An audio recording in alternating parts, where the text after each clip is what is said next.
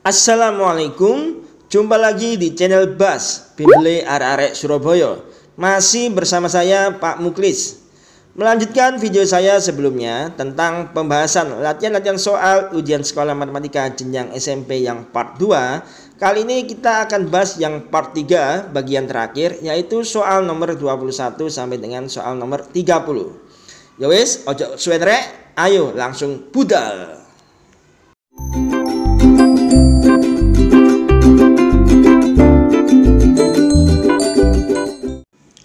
Soal nomor 21, materi tentang fungsi kuadrat. Indikatornya disajikan sebuah tabel fungsi kuadrat. Siswa dapat menentukan sumbu simetri, nilai maksimum minimum, dan tipot sumbu X, sumbu Y.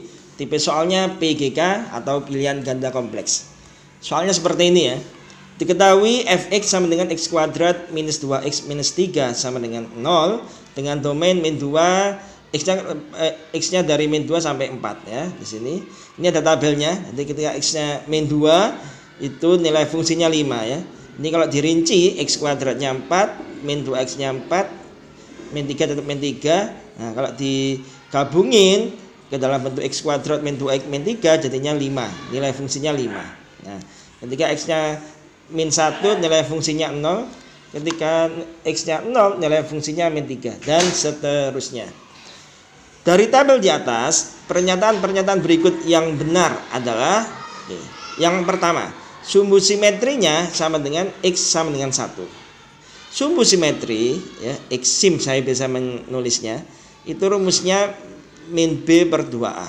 Nah, dari fungsi kuadrat yang ada di soal, kita dapat tuliskan bahwa A-nya sama dengan 1, A itu koefisien X kuadrat, B-nya sama dengan min 2, C-nya sama dengan min 3. Nah, kalau kita masukkan di sini ya, minus B, B-nya min 2 per 2 kali A, A-nya 1. Min ketemu min itu plus, jadi 2 per 2 sama dengan 1. Jadi untuk pernyataan yang pertama bahwa X simetrinya itu X sama dengan 1 itu benar ya, kita centang ini. Lanjut nomor 2, nilai maksimum sama dengan 5. Kita tinggal lihat fx. Fx itu kan menyatakan nilai y-nya. Nilai maksimum berarti kita tinggal lihat fx yang paling besar. Di sini yang paling besar adalah 5 ya. Ini 5. Maka benar ya, nilai maksimumnya adalah 5. Kebalikannya, nilai minimum berarti kita tinggal lihat fx yang paling kecil. Di sini kita dapat tentukan bahwa nilai yang paling kecil dari fx adalah negatif 4 ya. Berarti ini juga benar, yang ketiga ini. Terus yang keempat, titik potong terhadap sumbu x adalah di titik min 1,0 dan 3,0. Titik potong terhadap sumbu x itu berarti y-nya sama dengan 0. Berarti kita tinggal lihat yang fx-nya sama dengan 0. Ini sama ini. Ketika fx-nya sama dengan 0 itu di x sama dengan berapa? Nah ini. Ketika x sama dengan min 1 nilai fungsinya 0. Dan ketika x sama dengan 3 nilai fungsinya juga 0. Berarti benar ya, min 1,0 dan 3,0. Pernyataan yang keempat ini juga benar. Jadi di nomor 21 ini semua pernyataannya bernilai benar. Lanjut nomor 22, materinya masih fungsi kuadrat. Indikator soalnya disajikan fungsi kuadrat, siswa dapat menentukan gambar grafik. Tipe soalnya menjodohkan. Soalnya seperti ini, ada fungsi kuadrat, ada 3 fungsi kuadrat dan juga ada 3 grafik fungsi kuadrat. Kita tinggal cocokkan mana pasangan masing-masing ya. Yang pertama ini y sama dengan min x kuadrat plus 2x min 8. Nah, kita lihat dari sumbu simetrinya saja ya. X simetrinya rumusnya kan min b per 2a ya. Min b per 2a sama dengan min b-nya di sini 2 per 2 kali a. A-nya di sini min 1. Nah, min ketemu min jadi plus, 2 dibagi 2 itu 1. Nah, kita tinggal cari mana grafiknya yang di sumbu simetrinya di X sama dengan 1. Nah, terus juga ada tambahnya di sini ya. A itu menentukan bentuk grafik fungsi kuadratnya. Apabila A-nya positif atau lebih besar 0, maka fungsi kuadratnya nanti terbukanya ke atas. Kalau A-nya kurang dari 0, maka fungsi kuadratnya nanti terbukanya ke bawah. Nah, di soal yang ini ya, di bentuk yang pertama ini ini sumbu simetrinya di X sama dengan 1, dan dari A-nya negatif 1, kita dapat tentukan bahwa grafiknya nanti terbukanya ke bawah. Maka jawabannya nanti yang ini ya. Yang ini terbuka ke bawah ya. Ini sumbu simetrinya di X sama dengan 1, terus dia terbuka ke bawah. Maka yang ini kita pasangkan dengan ini. Nah, lanjut yang kedua. Fungsi kuadrat Y sama dengan X kuadrat min 9. Di sini A-nya sama dengan 1, B-nya 0 nggak ada, C-nya min 9. Langsung saja kita lihat X simetris sama dengan min B per 2A. Karena B-nya 0, otomatis nanti 0 ya. 0 dibagi berapapun 0. Nanti kita tinggal lihat mana yang sumbu simetrinya di X sama dengan 0. Nah, ini kelihatan ya. Nah, ini sumbu simetrinya di X sama dengan 0. Maka fungsi kuadrat yang kedua kita hubungkan ke sini. Nah, gitu. Otomatis yang terakhir sisanya pasti yang ke sini. Lanjut soal nomor 23. Masih tentang fungsi kuadrat. Indikatornya disajikan pernyataan yang benar terkait fungsi kuadrat. Siswa dapat menentukan hubungan nilai A, B, atau C atau determinannya. Tipe soalnya benar atau salah. Soalnya seperti ini ya, ada grafik fungsi kuadrat. Pertanyaannya, dari gambar grafik di atas dapat disimpulkan A-nya kurang dari 0 dan D-nya lebih besar dari 0. Kita lihat grafiknya ini terbuka ke bawah. Kalau terbuka ke bawah ini mestinya A-nya ya, mestinya A-nya itu kurang dari 0. Ya, ini benar ini ya. Untuk yang A kurang dari 0 benar. Terus D-nya sekarang. D-nya lebih besar 0. Artinya memotong sumbu X di dua titik yang berbeda. Di sini kita lihat ya, yang pertama memotong di X sama dengan 1, yang kedua memotong di X sama dengan 4. Ini juga benar juga ya. Berarti pernyataan di atas bernilai benar. Kita pilih yang benar gitu. Lanjut nomor 24. Masih tentang fungsi kuadrat. Indikatornya menyelesaikan masalah menggunakan sifat-sifat fungsi kuadrat. Tipe soalnya PG, pilihan ganda. Soalnya seperti ini. Sebuah lapangan berbentuk persegi panjang. Diketahui panjangnya 2 kali dari lebarnya.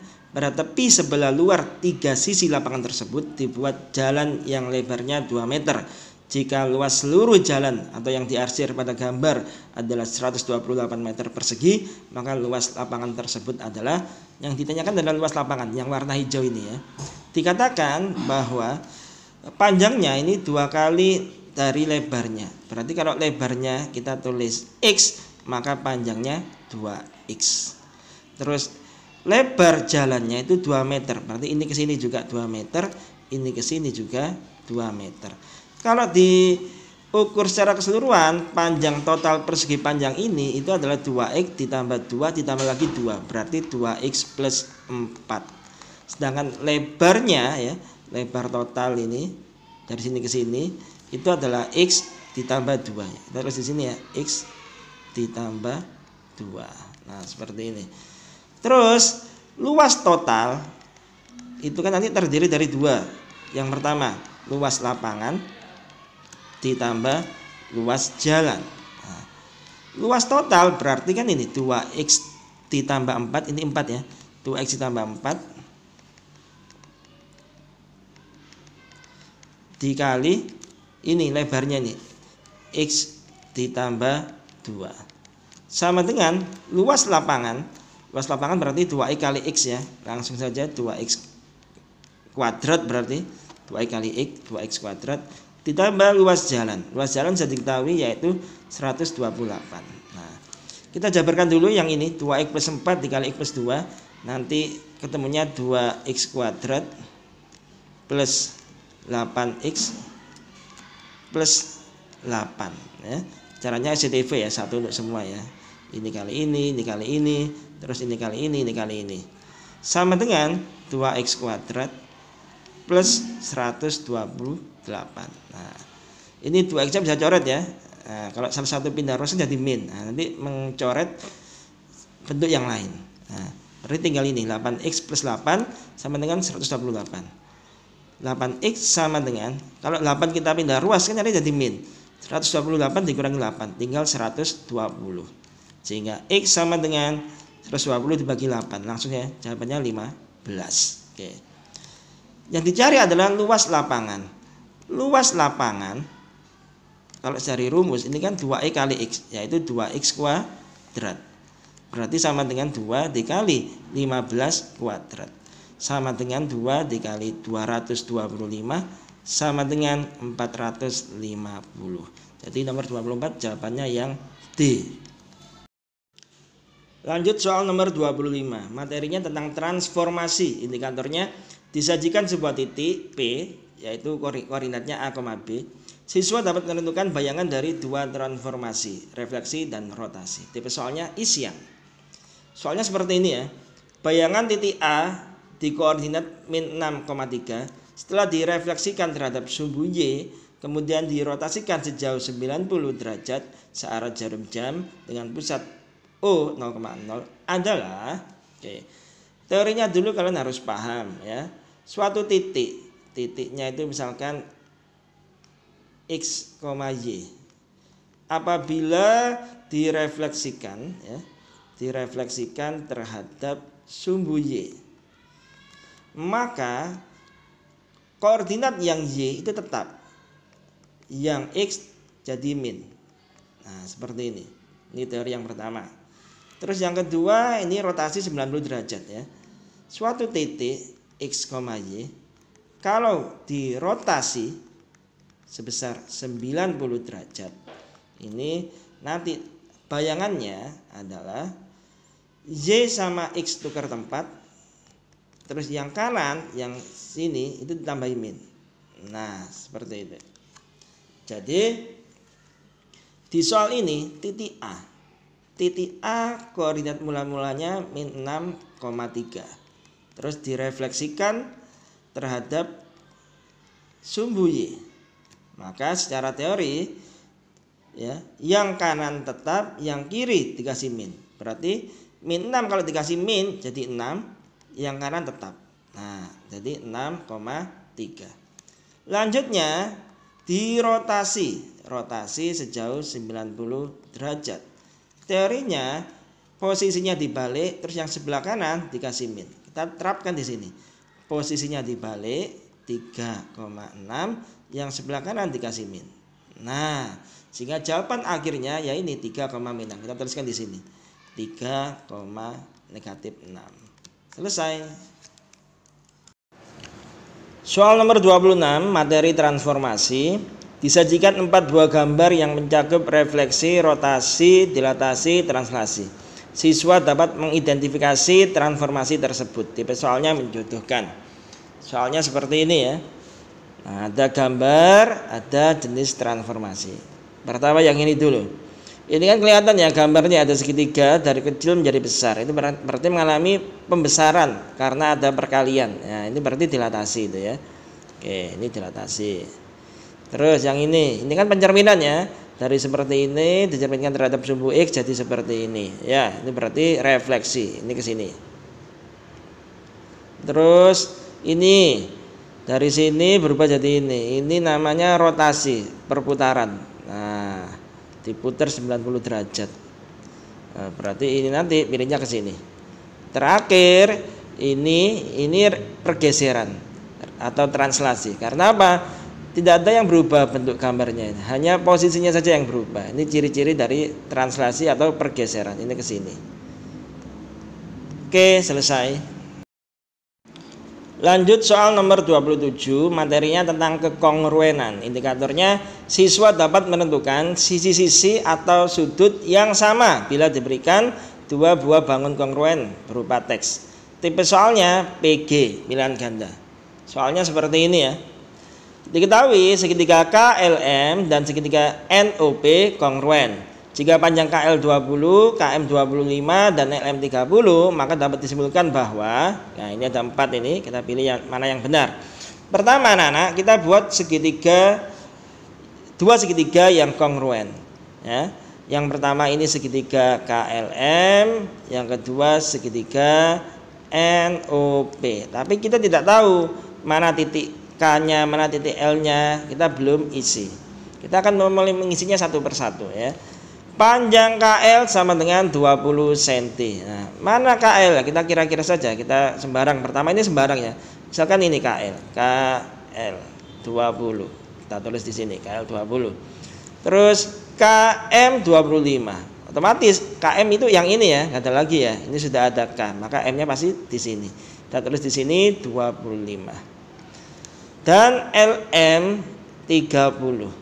LM ini ya, ini 30. Nah, dari sini urut-urutannya ya, berarti KLM. NOP ikut, berarti NOP.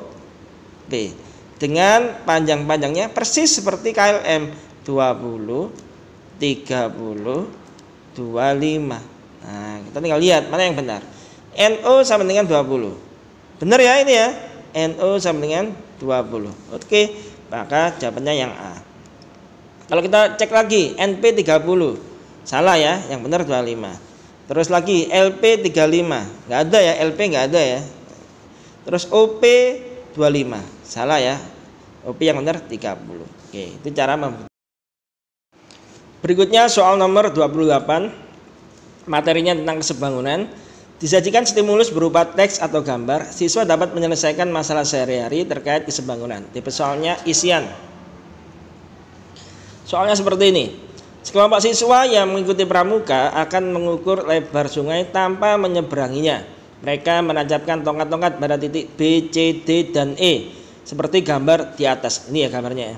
Sedangkan sebuah pohon di seberang sungai dianggap sebagai titik A. Jika DC sama dengan 2 meter, DC 2 meter ini ya, kita tulis angkanya saja 2. DE 1,5 ini ya, 1,5. Dan BC sama dengan 2 kali DC, BC ini 2 kali DC. Kalau DC nya saja 2, maka BC nya 4 otomatis ya. Maka lebar sungai tersebut adalah ini yang dicari, X. Kalau kita perhatikan ini ada 2 segitiga ya, segitiga kecil ini sama segitiga besar ini ya. Nah ini tinggi kecil 1,5 banding tinggi besar X pasti sama dengan alas kecil 2 banding alas besar 4. Nah ini ya. Terus kita sederhanakan dulu 2/4 sama-sama dibagi 2, ini 1/2. Terus kita kali silang 1,5 kali 2 sama dengan 3, X kali 1 sama dengan X. Sehingga lebar sungai atau X sama dengan 3 meter. Kita tulis di sini ya 3. Nah itu cara nomor 28. Lanjut soal nomor 29, materinya bangun ruang sisi lengkung. Indikatornya disajikan pernyataan-pernyataan terkait rumus bangun ruang sisi lengkung. Siswa dapat menentukan pernyataan yang benar. Tipe soalnya PGK. Pernyataan-pernyataan berikut yang benar adalah, oke, ada 4 pernyataan. Yang pertama dulu kita lihat. Luas permukaan bola adalah 4 kali luas lingkaran dengan jari-jari bola sama dengan jari-jari lingkaran. Luas permukaan bola, LP bola ya. LP bola sama dengan 4 kali luas lingkaran, 4 pi R kuadrat. Benar ya? Oke, jadi pernyataan yang pertama ini benar. Pi R kuadrat ini rumus luas lingkaran. Oke, lanjut pernyataan yang kedua. Luas permukaan bola adalah pi dikalikan dengan kuadrat dari diameternya. Luas permukaan bola LP sama dengan pi dikalikan dengan kuadrat diameternya, berarti D kuadrat. Nah ini kalau kita jabarkan, pi D itu kan 2pi, D itu kan 2 kali jari-jari 2R dalam kurung kuadrat. Ini kalau 2R dikuadratkan jadi 4R kuadrat kali pi. Jadi nanti ketemunya sama saja ya, 4 pi R kuadrat. Jadi benar juga ya ini ya, ini juga benar. Jadi pernyataan yang kedua benar. Pernyataan yang ketiga, volume bola adalah 4 dikalikan P dan pangkat 3 jari-jarinya lalu dibagi 3. Kita lihat ya. Volume bola VB sama dengan 4 dikali P dan pangkat 3 jari-jarinya R pangkat 3 lalu dibagi 3/3. Benar ini ya? Oke. Ini benar, memang ini rumus volume bola. Terakhir, volume bola sama dengan 2 kali volume kerucut. Kita lihat. Volume bola VB sama dengan 2 kali volume kerucut. Volume kerucut itu rumusnya 1/3 pi R kuadrat T. Salah ini ya. Rumus volume bola yang benar adalah 4/3 pi r pangkat 3 tanpa ada tinggi, tanpa ada T. Maka pernyataan yang keempat tidak usah kita centang. Ini soal nomor 29. Soal nomor 30 yang terakhir, materinya bangun ruang sisi lengkung, indikatornya menentukan luas gambar gabungan dua bangun, tabung, kerucut atau bola. Tipe soalnya isian. Seperti ini ya. Tempat sampah berbentuk tabung dan tutupnya berbentuk setengah bola seperti tampak pada gambar. Luas permukaan tempat sampah tersebut adalah yang dicari luas permukaan bangun ini. Pertama kita lihat dulu jari-jarinya ya. Belum diketahui, kita lihat ini kan 20 tinggi tabung ya. Ini tinggi tabung 20. Berarti tinggi dari sini ke sini ya, ini namanya jari-jari bola, itu sisanya ya. 27 dikurangi 20 berarti 7. Jari-jari bola 7. Ini ke sini, ini juga jari-jari ya, ini berarti 7. Berarti jari-jari tabung ini juga 7. Nah, luas permukaan bangun total ini itu terdiri dari 3. Yang pertama ini alas, yang kedua ini selimut, yang ketiga ini setengah luas bola. Jadi luas permukaan total itu terdiri dari luas alas yang bentuknya lingkaran ditambah luas selimut tabung ditambah luas setengah bola. Oke ya. Luas alas karena bentuknya lingkaran berarti pi r kuadrat ditambah luas selimut tabung, rumusnya 2 pi r t ditambah luas setengah bola. Kalau luas bola 4 pi r kuadrat, kalau setengahnya saja berarti 2 pi r kuadrat. Selanjutnya masukkan angka-angkanya ya. Pi 22/7 dikali R kuadrat 7 kali 7 ya, ditambah 2 pi RT 2 dikali 22/7 dikali 7 dikali T, T-nya 20, ditambah 2 kali Pi 22/7 kali R kuadrat 7 kali 7. Nah seperti ini ya. Kita hitung ya, 7 nyoret 7 habis 22 kali 7 154 ya. Ditambah ini tak coret 7 coret 7 2 kali 22 itu 44 kali 20 880. Ditambah yang ini 7 coret 7 kali 22 154 kali 2 308. Nah, tinggal kita jumlahkan ini, ketemunya nanti 1342 cm persegi. Kita terus di sini ya, 1342. Oke, itu tadi jawaban nomor 30. Selesai untuk video kali ini. Seperti biasa, ojo lali yorek, rajino sinau ben uripmu iso melayu. Wassalamualaikum.